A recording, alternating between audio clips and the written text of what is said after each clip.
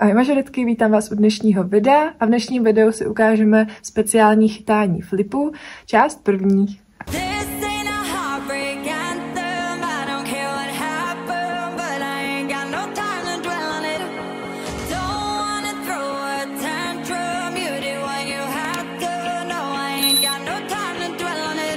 Jako první si ukážeme flipovou plácačku vepředu, do levé a do pravé. Dále flipovou plácačku vzadu, do levé a do pravé. Dále flip s protočením okolo hřbetu prstů levé ruky. To ještě vytuníme o chycení do backendu, o chycení za záda a o otočku. Všechna tato chycení jsou spíše pro pokročilejší mažoretky. Důležitý je předtím umět flip a zároveň i techniku chytání. Jdeme tedy na flipovou plácačku vepředu. U toho je důležité si ten flip naházet vysoko. Házíme si ho nízko. Už u toho, jak namotáváme tu hůlku na vyhození flipu, tak se nám ta levá ruka pomalu připravuje nahoru.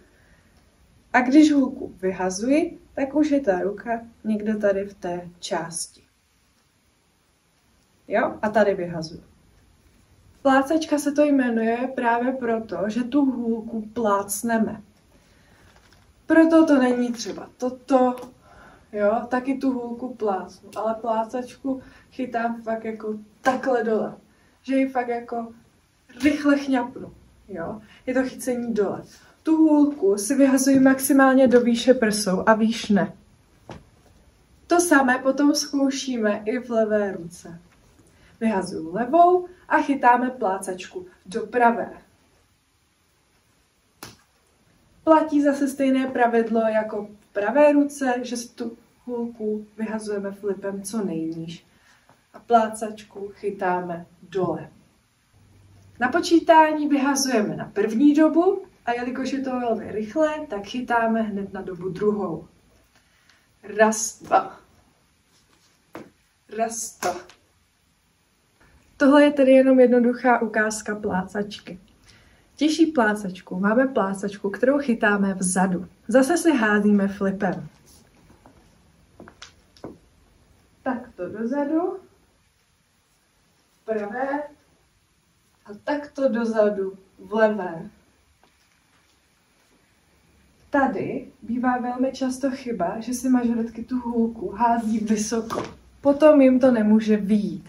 Fakt tu hůlku na tu plácačku pořád házím nízko. Jo, jenom takhle.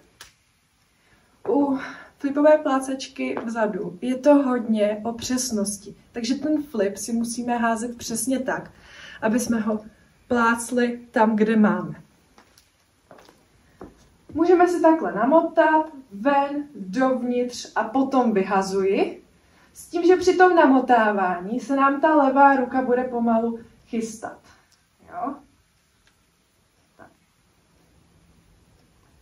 Ve stejném směru, jak se mi ta hůlka namotává, tak jde i ta ruka takhle nahoru. Jo? Potom vyhazuji, ta ruka jde pořád nahoru, přetočím se doleva a tady budu chytat. Tady je to plácnutí. Namotávám, vyhazuji a tady plácám. Je to prostě prvek, který je na učení dlouhodobější, protože musíme mít v té hůlce tu přesnost. Jak rozrotovat, jak hodit vysoko, nízko, doprava, doleva, jo, prostě pořád zkouším dokola, až to pro ně bude úplně jednoduchý prvek, protože to prostě mám fakt v té ruce a mám to naučený. Mohla bych to přirovnat k dalšímu speciálnímu chytání flipu, což je třeba házení takhle za hlavou z pravé do levé. To taky, chytáme to naslepo, ale prostě já už to dělám tak strašně dlouho, že úplně přesně vím, jakou sílu mám dát do té pravé ruky, abych to tady úplně v pohodě chytila. A to právě platí i pro chytání plácačky vzadu. To, co umíme napravo, se učíme i nalevo. Takže flipová plácačka z levé chytáme do pravé. Zase stejný namotání ven, dovnitř, vyhazuju flip a ruka se mi takhle chystá nahoru, přetočím se doprava a tady plácnu. Jo, takže motám hop, hop, vyhazuju a tady chňapnu.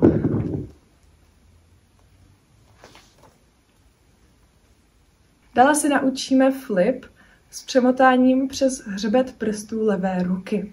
U tohoto je důležité vědět, že při tom přemotání nemám tu hůlku nějak extra narušit. Jasně, že když prostě ji takhle přemotám okolo té ruky, tak ji déle udržím ve vzduchu. Jo? Že prostě tady už bych ji chytla teď, tady ještě to bude chvíli trvat.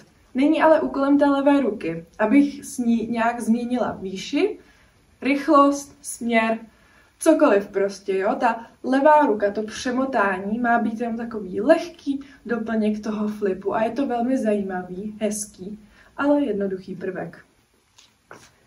Co je tedy špatně, když zvýšíme, jo, kam to letí, nebo když to se rotuje hezky rychle, pak to zpomalím, nebo když to tím odpinknutím dám úplně někam jinam na stranu. Plynule neměním.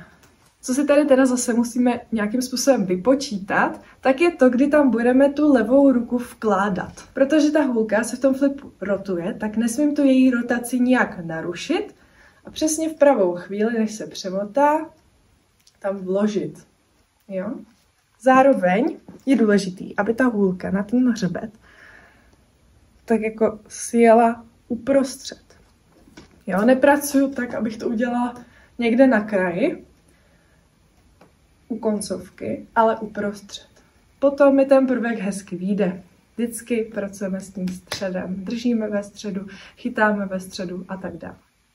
Ta část, teda kde přemotávám, tak je tady takhle přes ten hřbet prstů nahoře. Jo? Tady takhle tu hůlku přemotávám. Důležité je mít prsty u sebe, mít ten pevný základ, takže zpevněný, žádný takový, ale hezky zpevněný. Přemotám a chytám. Dá se to dá teda ještě obzvláštnit tím, že to chytneme do backendu. Hop, hop a backhand. Backhand se chytá, že přemotám ruku takto a bude mi tam dole čekat. Je to takový přesný, že to tam spadne. Jo, takže i ta rotace té hůlky by měla být tak, že to chytím dole, ve středu, ne, že mi to tam poletí takhle koncovkou dolů, nebo se mi to nějak odpinkne, nebo to poletí takhle dopředu. To je špatně. Další chytání, které k tomu můžeme přidat, je chycení za záda. To už je jako těžší, ale určitě to mnoho z vás zvládne. Tou samou rukou, kterou tu hůlku jemně přetáčíme přes hřbet, to i chytáme za zády. Takže je to hodně o práci té levé ruky, jak tam takhle rychle, ale plynule půjde za záda. Nachystá si korítko, ve kterým to budeme chytat, chytíme. Ta otočka bude plynulá, všechno prostě plynulé. Narovnaný záda, nohy, ruce, hlava nahoru. Prostě jak to má být. Jo, jak vidíte, je to fakt rychlý. Přemotám a hned. Přemotám a hned. Aby mi tam nezavazala ta pravá ruka, tak po tomhle mi půjde takhle na stranu, že ji dám dopředu. 1, 2, 3. Poslední styl, který si dnes ukážeme a vypadá moc hezky v nějakém ladném sole, tak je přes hřbet s otočkou. Vyhodíme, chytíme do backendu a ta levá ruka mi plynule takhle půjde za hlavu. Jo, jak kdybych si chtěla pohladit vlasy. U toho se budu otáčet, jako vždycky mažoretka, když není nějaká výjimka, tak doleva. Chycenou hůlku nechám v horizontální neboli vodorovné rovině. Jo, tady mi půjde dolů ruka plynule a taky budu mít tu dlaň takhle vodorovně, jak kdybych něco takhle tlačila dolů. U toho ještě u té otočky můžu mírně pokrčit kolena, nebo nemusím, je to jedno. Tak na závěr si dáme opakování. Plácačka vepředu do levé. Plácačka vepředu do pravé.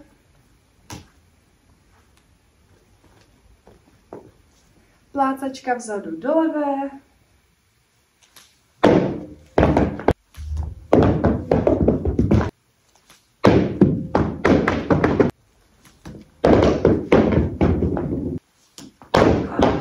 Moc vysoko.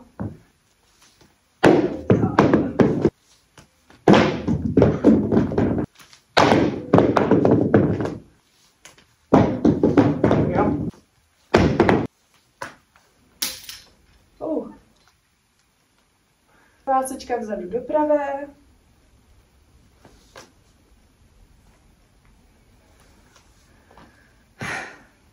Přemotání přes hřbet prstů. S chycením do backendu. S chycením za záda. A s otočkou.